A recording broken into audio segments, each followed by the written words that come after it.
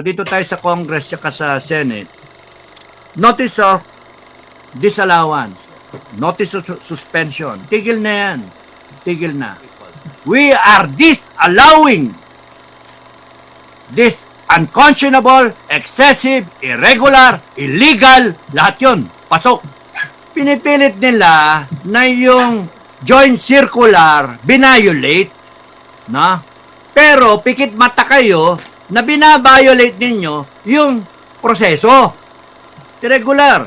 Mag-impeach ka sa isang opisyal na dapat ang impeachable offense, betrayal of public trust. Ano yung betrayal of public trust? Ginastos mo yung pera nang wala sa hulog. Meron na ba kayong katibayan? Wala pa nga eh. Nag-ukay pa sila.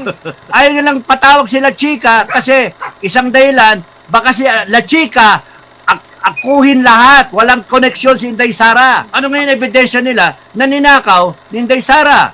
Ano ebidensya na nila na misuse of public funds? Hindi, may mga resibo. Dahil sa inungkat yun na inungkat. Ayan, sige. Ayun nyo naman tawagin sila chika. Authority, the power of the Supreme Court, the power of Congress and Senate, the power of Bongbong Marcos Bangag, the power of Inday Sara, the power of itong COA, pati yung COMELEC na yan. Sa atin lahat galing yon. And that I want you to appreciate. You appreciate your power, mga kababayan, bilang member ng Sovereign Filipino People. We have the power to stop all of this. Legally. Ayaw ninyo makinig sa amin, revolusyon ang bagsak niyan. Eh, tangina ninyo, hayop kayo, gago kayo. Wala kayong pakialam sa amin, tarantado pala kayo eh. Anong gusto niyo talaga? Revolusyon.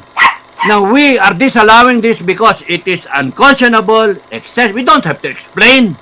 Self-explanatory.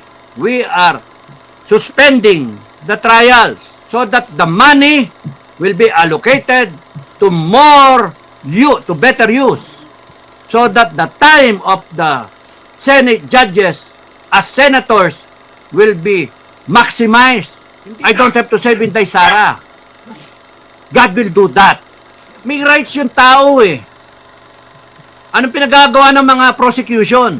Anong ginagawa ng Senate judges? Parang sila lang ang tama. Resolution 10. Does that make you honorable? Mga honorable judges. May resolution 10 nga kayo eh. Tapos babanatan ninyo itong 125 million. Eh may proseso eh. Hindi pa tapos.